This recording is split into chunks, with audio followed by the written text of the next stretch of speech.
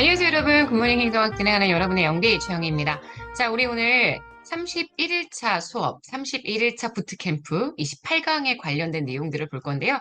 직위분류제와 계급제, 그리고 개방형, 폐쇄형 임용제도까지 좀 많은 내용들을 한꺼번에 다루었습니다.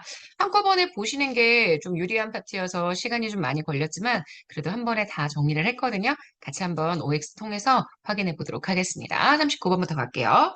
계급제는 제가 말씀드렸지만 보통 전통적인 신분사회를 유지하기 위한 공직구조 계속 말씀해 드렸죠. 그래서 정치적 민주화가 꽃피우기 훨씬 전부터 국가체제를 유지하기 위한 공직분리의 기본 틀로 사용이 됩니다. 계급제는 일단 폐쇄적 임용구조를 전제로 하면서 일단 내부에 들어온 공무원들이 잘리지 않고 계속 정년이 보장이 되죠. 공무원들 사이에 협력이 이루어지는 것도 상당히 원활하다라고 얘기할 수 있습니다. 그래서 40번 X. 계급제는 직무의 속성, 일 가지고 구분을 하는 개념이 아니라 일단 사람을 뽑아놓고 그 사람을 중심으로 공직을 분류하는 제도이기 때문에 41번 이것도 틀린 선지가 되고요. 보통 인력 활용의 신축성과 융통성이 높은 건 보직 종류와 상관없이 다양하게 이동할 수 있는 것을 설명하는 개념이라고 말씀드렸습니다. 그래서 계급제가 인력 활용의 신축성과 융통성이 높습니다. 그에 비해서 미국에서 만들어진 공직제도, 바로 직위분류제는 과학적 관리론, 실적주의가 굉장히 큰 영향을 미쳤죠. 직무의 성질과 내용에 따라 공직을 분류하기 때문에 채용, 승진 등의 인사 배치를 위한 합리적인 기준을 제공해 준다는 장점이 있습니다. 계급 간 차별은 직위분류제가 아니라 계급제가 가지고 있는 단점이기 때문에 45번은 X고요. 보직 관리의 범위를 굉장히 엄격하게 직무의 종류에 따라 제한하고 있는 건 직위분류제의 특징입니다. 그래서 공무원의 시야를 좁게 만든다. 이건 직위분류제가 가지고 있는 특징이죠. 그래서 46, 공무원의 시야를 좁게 만드는 건 직위분류제의 특징이기 때문에 계급제가 될 수가 없습니다. 46번 X가 되고요. 주로 공무원의 신분을 강하게 보장하는 건 정년을 보장해주는 굉장히 적극적 신분 보장이 이루어지는 계급제의 특징입니다. 그래서 요거 틀렸죠. 직위분류제는 직무의 종류대로 직무에 적합한 사람을 뽑아주는 제도이기 때문에 직무의 종류나 성격에 관계없이 폭넓은 인사이동이 어렵습니다. 오히려 직무의 종류나 성격과 관계없이 폭넓은 인사이동을 할 수 있는 건 계급제가 가지고 있는 특징이기 때문에 지금 보시는 요 48번 X가 됩니다. 계급제와 직위분류제는 양립 가능하죠. 현재 우리나라가 계급제에 직위분류제의 내용을 같이 추가시킨 그런 형태의 현재 공직 구조를 가지고 있기 때문에 양립 불가능하다는 건 말도 안 되고요. 자, 우리나라는 계급제를 기반으로 하고 있지만 직위분류제 요소가 도입되어 있습니다. 49번 X예요. 50번 직위분류제는 사람이 맡아 수행하는 직무, 그 직무 수행에 수반되는 책임을 기준으로 공직을 분류하는 것이다라고 이야기를 했는데요. 네, 지금 직무, 그리고 그 직무에 대한 책임. 그래서 직무가 가지고 있는 종류, 그다음 난도와 같이 갈 수 있다고 했죠. 책임을 기준으로 공직을 분류하는 게 직위분류제입니다. 그래서 50번은 맞는 선지가 될 거예요. 자, 51번입니다. 직급은 제가 얘기했죠. 직무의 성질이 완전 유사합니다. 종류도 유사하고요. 그리고 우리가 얘기하는 난도와 책임도 유사합니다. 그래서 자격, 시험, 인사행정 모든 걸 다 동일하게 다룰 수 있는 직위의 집단을 우리가 직급이라고 표현을 해주게 되죠. 그래서 지금 보시는 요거는 맞는 선지. 직무의 종류는 유사하지만 곤란도와 책임도가 다릅니다. 우리가 이걸 직렬이라고 표현하죠. 국가공무원법에 나와 있는 표현 그대로이기 때문에 이 직렬을 먼저 기억하시라고 제가 항상 말씀을 드렸어요. 자, 53번. 직급은 직무의 종류는 다르지만 곤란도, 책임도, 자격 수준이 유사하다.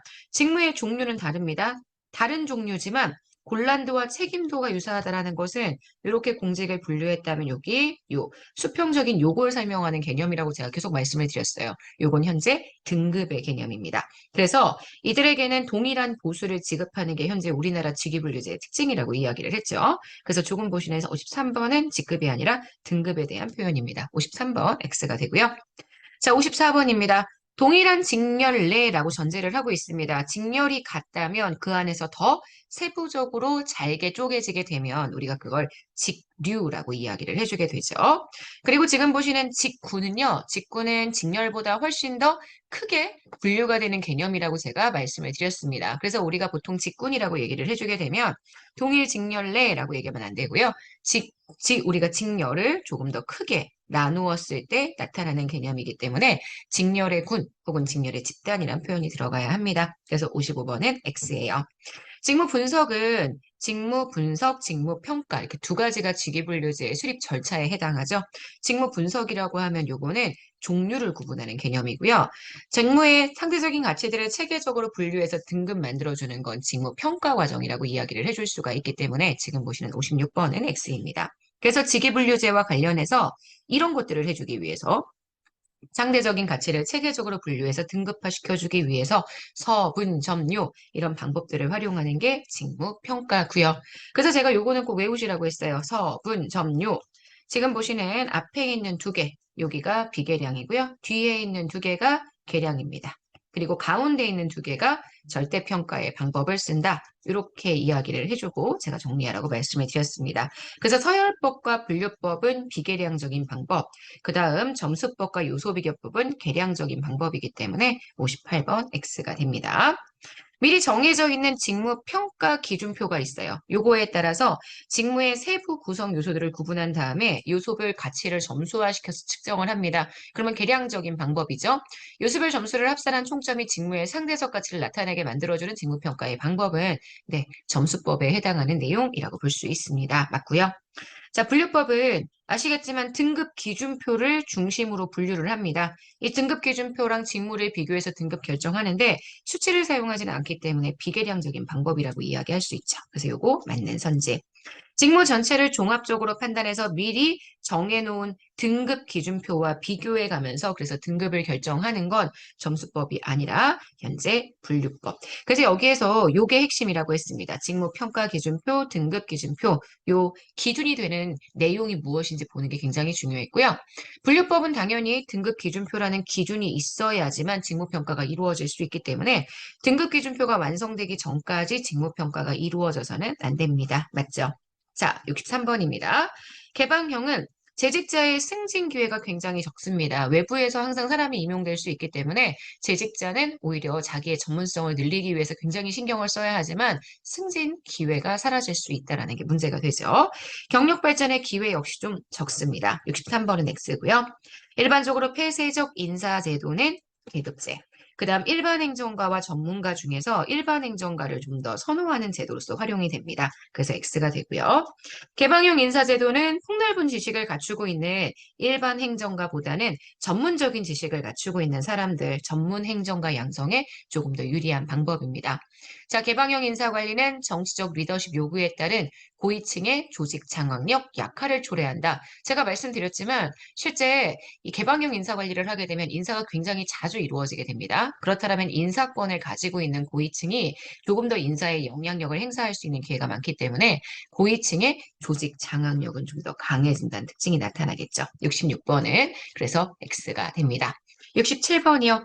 경력 개방형 직위는 아시겠지만 개방형 직위 중에서도 외부의 민간인들로만 채용할 수 있는 그러한 직위를 설명을 합니다. 그래서 공무원과 민간인이 경쟁하는 게 아니라 민간인들로만 이루어지는 경쟁. 그래서 지금 보시는 67번은 X가 되고요.